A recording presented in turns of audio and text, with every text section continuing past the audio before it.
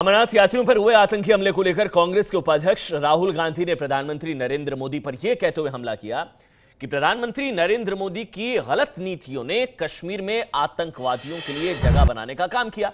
इस पर ABP news से बातचीत में मोदी सरकार में कपड़ा मंत्री स्मृति ईरानी ने पलटवार किया है। स्मृति ईरानी ने कहा है कि राहुल गांधी आतंकवादियों की जगह पीएम मोदी पर हमला कर रहे हैं। स्मृति ईरानी ने यह भी कहा कि राहुल गांधी की सोच बहुत छोटी है, उन्हें आतंकवाद की नहीं राजनीतिक समीकरण की चिंता है।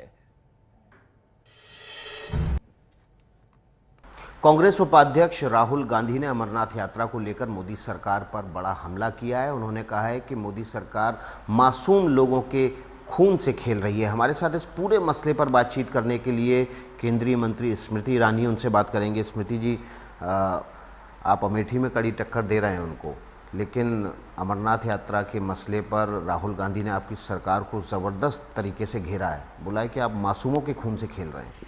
देखिए, नरेंद्र मोदी पर राहुल गांधी जी ने जो टिप्पणी की है, सबसे पहले तो मैं अचंभित हूँ कि आतंकवादियों पर अटैक करने की बजाय राहुल गांधी देश के प्रधानमंत्री पर अटैक कर रहे हैं। आतंकवादियों के खिलाफ आवाज़ उठाने की बजाय राहुल गांधी देश के प्रधानमंत्री के खिलाफ आवाज़ उठा रहे हैं, और ये उनकी राजनीतिक मजबूरी है अथवा राजनीतिक मंशा है जो साफ झलकती है। जहाँ तक कि राहुल गांधी जी के देश प्रेम के प्रति एक लोगों के बीच में धारणा है, कहीं ना कहीं ये सवाल निश्चित रूप से उठता है कि उनके ही पार्टी के प्रतिनिधि मणिशंकर अय्यर पाकिस्तान गए। उन्होंने पाकिस्तान से गुहार लगाई कि आप नरेंद्र मोदी को प्रधानमंत्री के पद से हटाइए, इनकी सरकार को हटाइए और हमको सत्ता में लेके आइए, तो देखिए कैसे शानदार रिश्ते होते हैं आपके साथ। तो जब मणिशंकर अय्यर ने ये टिप्पणी की थी, पाकिस्तान से मदद की गुहार लगाई कांग्रेस पार्टी ने, तो राहुल गांधी ने इसकी कड़ी निंदा क्यों नहीं की अथवा सार्वजनिक तौर पर उन्हें क्यों कुछ नहीं कहा कि क्या हिंदुस्तान के राजनीतिक दल की आज मजबूरी इतनी हो गई है कि वो पाकिस्तान के सामने जाके घुटने टेक कर बोले हमारी मदद कीजिए ताकि हमारी सरकार को हम गिरा सकें। दूसरा, इन्हीं की पार्टी के एक नेता ने बोला कि आर्मी चीफ जो है वो गुंडे हैं। राहुल गांधी ने खड़ी भत्सना करनी चाहिए थी, उनके पार्टी ने बहुत बड़ा आर्मी चीफ के पक्ष में पक्ष लेना चाहिए था, लेकिन उन्होंने ऐसा नहीं किया। आए दिन इनकी पार्टी के लोग कोई ना कोई ऐसी टिप्पणी हमारी आर्म फोर्सेस के खिलाफ, सिक्योरिटी पर्सनल के खिलाफ करते हैं। तो उनकी मंशा क्या है? क्या वो आतंकवादी तत्वों को और मजबूत करना चाहते हैं?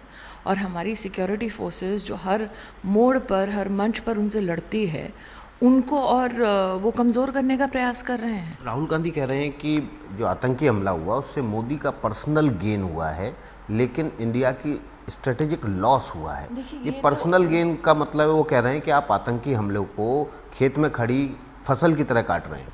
देखिए, ये अपने आप में उनकी क्या बताऊं, शब्द भी कम पड़ते हैं कि इस तरह की दकियानूसी और ऊंची बात कोई कैसे कह सकता है।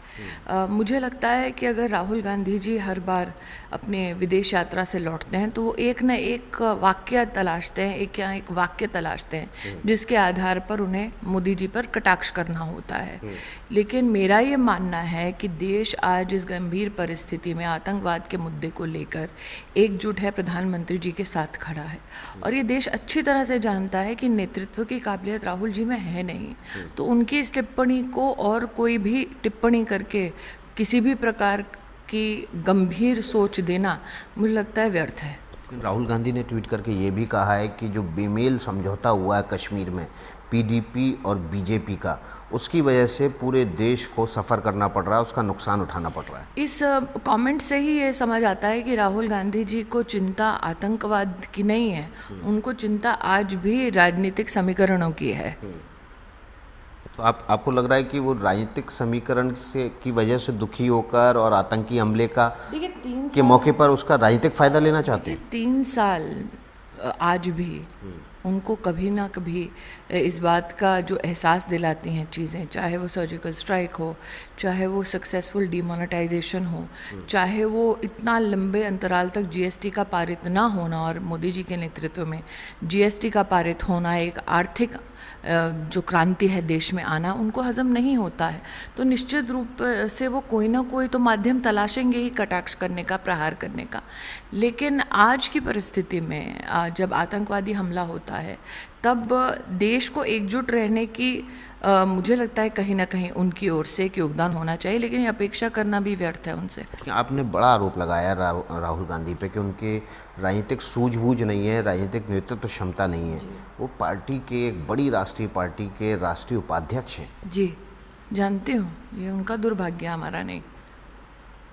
उन्होंने कई मौक़ों पर सरकार को आईना दिखाया है। जब उनकी सरकार थी तो कई मौक़ों पर उन्होंने सरकार को करेक्ट भी किया है। एक बार बिल भी फाड़ दिया था जो उनको लग रहा था कि गैर वाजिब है। देखिए, राहुल गांधी जी की नेतृत्व की क्षमता तो छोड़िए, उनका नेतृत्व अब उनकी ही कॉन्स्टिट्यूएंसी में लोग कितना स्वीकार कर रहे हैं वो हाल ही के उत्तर प्रदेश के विधानसभा चुनाव में आपको निश्चित रूप से दिखा होगा।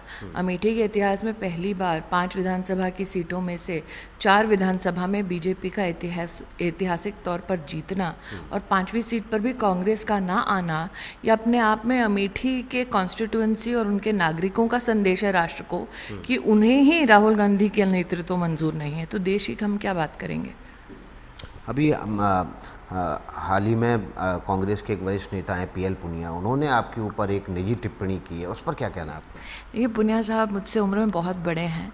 उन्होंने कहा है कि वो मुझे गंभीरता से नहीं लेते। मैं भी जानती हूँ कि एक मजबूरी तो रहेगी कांग्रेस के वरिष्ठ नेतृत्व में कि कहीं ना कहीं वो राहुल जी का संरक्षण करें, कहीं ना कहीं राहुल जी को प्रहार से बचाएं। मैं इतना ही कहना चाहूँगी कि अगर राजनीतिक गंभीरता की परिभाषा राहुल जी हैं तो इससे ज़्यादा देश भी इस मुद्दे पर चर्चा नहीं करेगा। लेकिन कहीं ना कहीं शायद पुनिया साहब ये भी मुझे संकेत देने की कोशिश कर रहे हों कि बेटा अमेठी में 4 सीटें क्यों जीती, 5वीं भी तुम ही जीत लेते। तो मैं पुनिया साहब को आश्वस्त करना चाहती हूँ कि अगले विधानसभा चुनाव में 5वीं सीट भी भाजपा ही जीतेगी, आप निश्चिंत रहिए। एक आखिरी सवाल आपसे लूँगा, आप क्यों कांग्रेस के और विपक्षी दलों के निशाने पर रहते हैं? हर बड़ा नेता आप पर निशाना साधता है। क्योंकि मैं अमेठी लड़ चुकी हूँ और जो अमेठी लड़ने का सौभाग्य रखता हो उसे ये अच्छी तरह से जानकारी है कि भले ही वो ज़मीन पर गरीबी के खिलाफ जंग ना छेड़ें, लेकिन उस व्यक्ति के खिलाफ जंग ज़रूर छेड़ेंगे जो राहुल गांधी को ललकारेगा। जी, एक आखिरी सवाल। अभी हिसार में एक घटना हुई जिसमें कुछ बजरंग दल के कार्यकर्ताओं ने एक नागरिक को उसके धर्म स्थल के बाहर कश्मीर के मसले पर, अमरनाथ यात्रा के मसले पर उसके साथ मारपीट की। उसको बोला कि आप भारत माता की जय बोलिए। मस्जिद के बाहर ये वाकया हुआ। क्या इस तरह के वाकये देश को तोड़ने वाले नहीं हैं? देखिए, मैं इतना ही कहना चाहूँगी, इस वाक़ये के बारे में जानकारी पूरे तौर से तो मेरे पास है नहीं, लेकिन हिंदुस्तान में भारत माँ की जय जयकार तो हर गली, हर नुक्कड़, हर कोने से होना स्वाभाविक है। हम हिंदुस्तानी भारत माता की जय नहीं बोलेंगे तो और कौन बोलेगा। बहुत बहुत धन्यवाद।